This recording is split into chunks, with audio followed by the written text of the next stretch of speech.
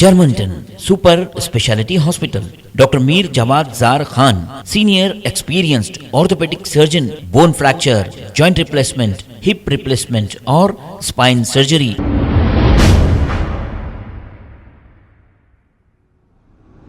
الحمدللہ رب العالمین والصلاة والسلام علی سید الانبیاء والمرسلین وعلی آلہ واصحابہ اجمعین اما بعد اعوذ باللہ من الشیطان الرجیم بسم اللہ الرحمن الرحیم یا ایہا الذین آمنوا اتقوا اللہ ولتنظر نفس ما قدمت لغد واتقوا اللہ ان اللہ خبیر بما تعملون صدق اللہ العظیم۔ محترم ناظرین کرام، السلام علیکم ورحمۃ اللہ وبرکاتہ۔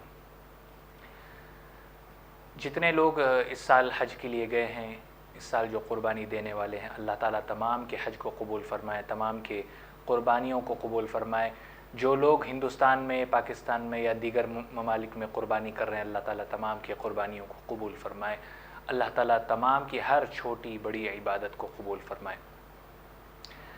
ناظرین کرام، آج سب سے اہم چیز ہم کو یہ دیکھنے میں آتی ہے کہ مسلمان پریشان کیوں ہیں۔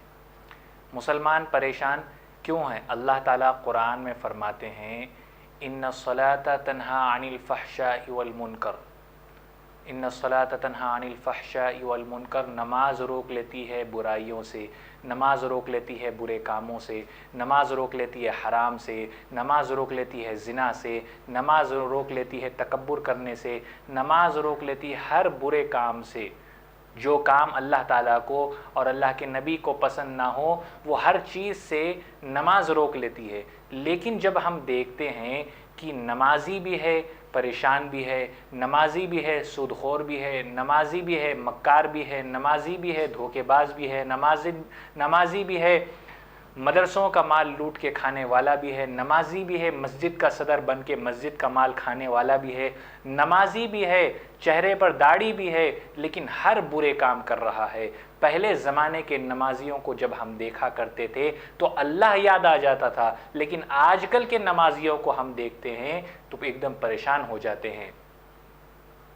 ناظرین اکرام، جب ہم اس چیز کو غور کریں گے کہ ایک طرف قرآن کہتا ہے، ایک طرف اللہ کہتے ہیں کہ نماز ہر برے کاموں سے آپ کو روک لیتی ہے، پھر نمازی کا یہ حال کیوں ہے ایسا؟ جب ہم غور و فکر کرتے ہیں تب ہم کو یہ بات معلوم ہوتی ہے، جب ہم ڈھونڈتے ہیں، جب ہم اپنے اندر جھانک کے دیکھنے کی کوشش کرتے ہیں کہ کیا برائی ہے، کیا خامی ہے ہمارے اندر، تو ہم کو یہ پتہ چلتا ہے کہ نمازی بھی ہے سود کھانے والا بھی ہے، نمازی بھی ہے دہیج مانگنے والا بھی ہے، نمازی بھی ہے سود پر پیسے دینے والا بھی ہے، نمازی بھی ہے انٹرسٹ کے پیسے کھانے والا بھی ہے، نمازی بھی ہے پڑوسیوں کا مال دبانے والا بھی ہے۔ جب ہم یہ دیکھتے ہیں، جب ہم یہ جاننے کی کوشش کرتے ہیں تو یہ ساری چیزیں اس میں پائی جاتی ہے۔ سود کھانا، سود لینا، سود دینا، دونوں چیزیں حرام ہیں میرے بھائیوں بزرگوں اور دوستوں۔ اتنی ہم تقاریر سن چکے ہیں، کتنے ہم بیان سن چکے ہیں، لیکن آج تک ہمارے کان پہ جو نہیں رینگتی۔ اتنی باتیں سننے کے بعد، اتنی باتیں ہم سننے کے بعد، سمجھنے کے بعد پھر بھی وہی اگر کام کریں تو میں کہتا ہوں کہ ایک ہوتا ہے جاہل اور ایک ہوتا ہے جہالت۔ یہ دونوں میں بڑا فرق ہے۔ جس کو نہیں معلوم، جس چیز کا علم نہیں ہے تو ہم اس کو کہتے ہیں، کوئی اگر پڑھا لکھا نہیں ہے تو ہم اس کو کہتے ہیں جاہل ہے۔ اگر کسی کو معلوم ہے کہ یہ فلاں چیز ہے، یہ فلاں چیز ہے، یہ چیز کرنے سے یہ ہوتا ہے، یہ چیز یہ نہیں کرنے سے یہ نہیں ہوتا ہے، پھر بھی اگر وہی کام کرے تو اس کو کہتے ہیں جہالت۔ جب ہم ساری چیزیں جانتے ہیں، سود لینا حرام ہے، سود دینا حرام ہے، انٹرسٹ پہ پیسے لینا دینا، انٹرسٹ کا کاروبار کرنا، انٹرسٹ لینے دینے میں گواہ بننا، یہ ساری چیزیں حرام ہیں، باوجود اس کے ہم اسی میں مبتلا ہیں، باوجود اس کے ہم وہی کام کرتے ہیں، تو یہ ہمارے اندر جہالت بھری ہوئی ہے۔ اور آج دیکھتے ہیں کہ مسلمان کتنے پریشان ہیں، وجہ یہی ہے۔ جن کے گھروں میں شادیاں ہو رہی ہے، جن کے گھروں میں بچیاں بیٹھی ہیں، جا کر پوچھئے ان سے کہ ان کے دلوں پر کیا گزر رہی ہے، ان بچیوں کے دل پر کیا گزر رہی ہے، ان بچیوں کے ماں باپ پر کیا گزر رہی ہے۔ لڑکے والے ڈیمانڈ کرتے ہیں کہ 5 لاکھ ہم کو چاہیے، ایک گاڑی ہم کو دہیج میں چاہیے، وہ فلاں چیز ہم کو دہیج میں چاہیے، شادی وہاں ہونی چاہیے، شادی میں 30-35 آئٹم رکھنے چاہیے۔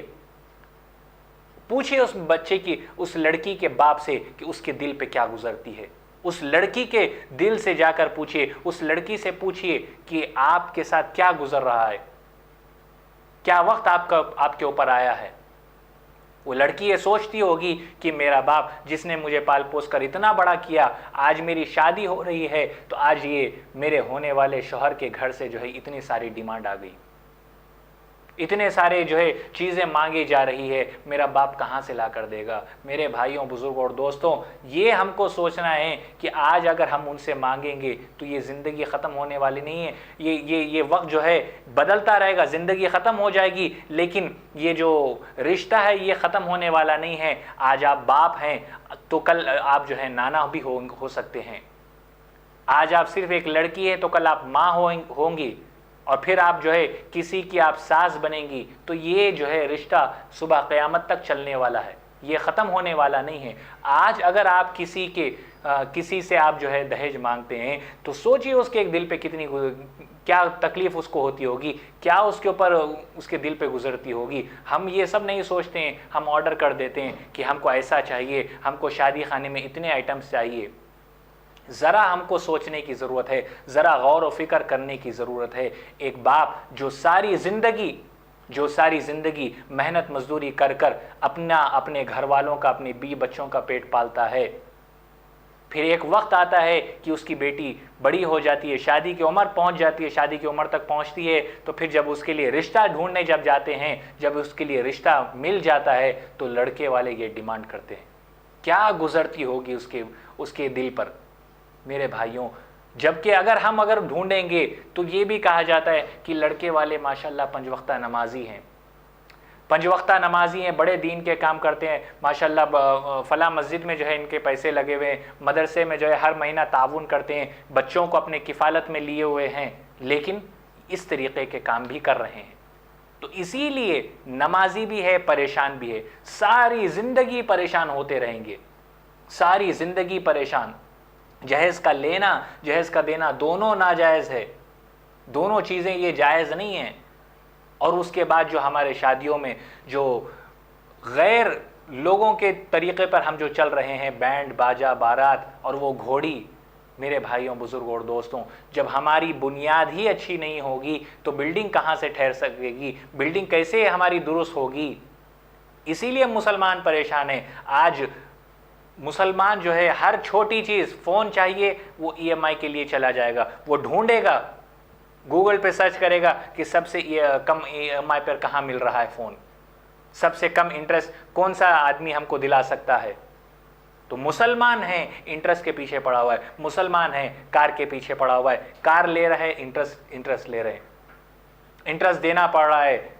اگر میں کسی سے کہوں کہ بھائی انٹرسٹ کیوں دے رہے ہو، تو وہ کہیں گے کہ مولانا اگر میں کار جو ہے ڈاؤن پیمنٹ کر کے اگر گھر لے کے نہیں آیا، پورا کیش اگر میں دے کے آیا، تو وہ کار گھر پہنچنے سے پہلے انکوائری والے آ جائیں گے، CBI والے آ جائیں گے، پولیس والے آ جائیں گے، چیکنگ چلے گی، ریڈ ہوگی، میرے گھر پہ ریڈ پڑے گی، اور پوچھا جائے گا، انکم ٹیکس والے آ کر پوچھیں گے اتنا مال کہاں سے آیا، اور سیدھا اٹھا کے ہم کو جو ہے جیل میں ڈال دیں گے۔ میرے بھائیوں، انکم ٹیکس والوں کا ڈر ہے، اللہ کا ڈر نہیں۔ جیل جانے کا ڈر ہے، جہنم میں جانے کا ڈر نہیں۔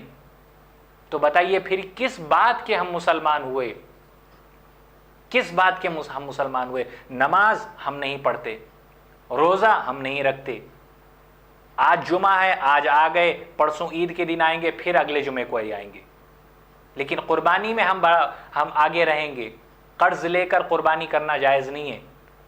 اگر آپ کو اللہ تعالیٰ نے استطاعت دی ہے تب ہی آپ قربانی کیجئے، دکھاوے کے لیے قربانی مت کیجئے۔ دکھاوے کے لیے کوئی چیز کرنا ہے ہی نہیں۔ اسی لیے آج مسلمان پریشان ہیں۔ جتنے آج ہم دیکھتے ہیں، آج ہمارے حالات جو دیکھ رہے ہیں، ایک مسلمان ہے دوسرے کو دھوکہ دے رہا ہے، ایک مسلمان ہے پڑوسیوں کا حق دبا رہا ہے، مسلمان ہے اپنی بہن کا حق دبا رہا ہے، ماں باپ کا نافرمان ہے، بیوی کی بات نہیں سنتا، بیوی کا حق ادا نہیں کرتا، مسلمان ہے اپنے بھائی کا قاتل بھی ہے۔ اسی لیے ہم پریشان ہیں، اسی لیے آج جو ہے ہم پر اتنے ظلم ہو رہے ہیں۔ ہم کو جو یہ کہتے ہیں کہ مسلمانوں پر جو ظلم ہو رہا ہے، ظلم کی وجہ بھی ہم ہیں، اگر ہم اللہ کے راستے پر چلیں گے، نبی کے بتائے ہوئے راستے پر چلیں گے، صحابہ کرام کی زندگیوں کو اپنی زندگی کو ان کی طرح جب ہماری زندگی ہوگی، تب ہماری انشاءاللہ دنیا بھی کامیاب ہوگی اور آخرت بھی کامیاب ہوگی۔ اسی طریقے سے اگر ہم زندگی گزاریں گے تو پھر اللہ تعالیٰ جیسے فرماتے ہیں خسرت دنیا والآخرہ ذالک والخسران المبین، تمہاری دنیا بھی برباد اور آخرت بھی برباد۔ میرے بھائیوں، بزرگوں اور دوستوں، میرا کہنے کا مقصد یہ ہے کہ جتنی چیزیں ہیں ہم جو اللہ تعالیٰ سے ہم کو دور رکھ کرتی ہے، ان چیزوں سے ہم کو چاہیے کہ پرہیز کرے، اس راستے پر نہ جائیں، سود کے معاملوں میں ہم نہ جائیں اور جہیز کے معاملوں میں نہ جائیں۔ انشاءاللہ ہماری دنیا بھی کامیاب ہوگی اور آخرت بھی کامیاب ہوگی۔ جتنی باتیں کہیں گئی اللہ تعالیٰ مجھے اور آپ کو کہنے اور سننے سے زیادہ عمل کے میدان میں استقامت عطا فرمائے۔ آمین یا رب العالمین، وآخر دعوانا ان الحمدللہ رب العالمین۔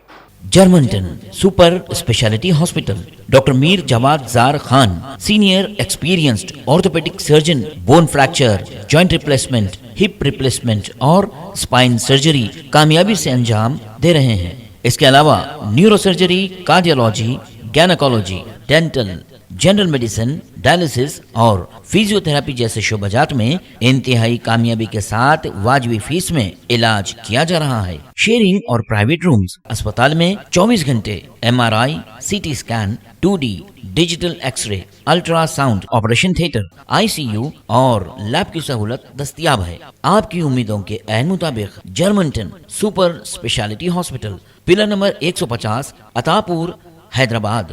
خبر ہے شہر کی، خبر ہے گاؤں کی، خبر ہے ساری دنیا کی۔ 7H نیوز پسند آئے تو لائک کیجئے، شیئر کیجیے اور سبسکرائب کرنا نہ بھولیں۔ 7H news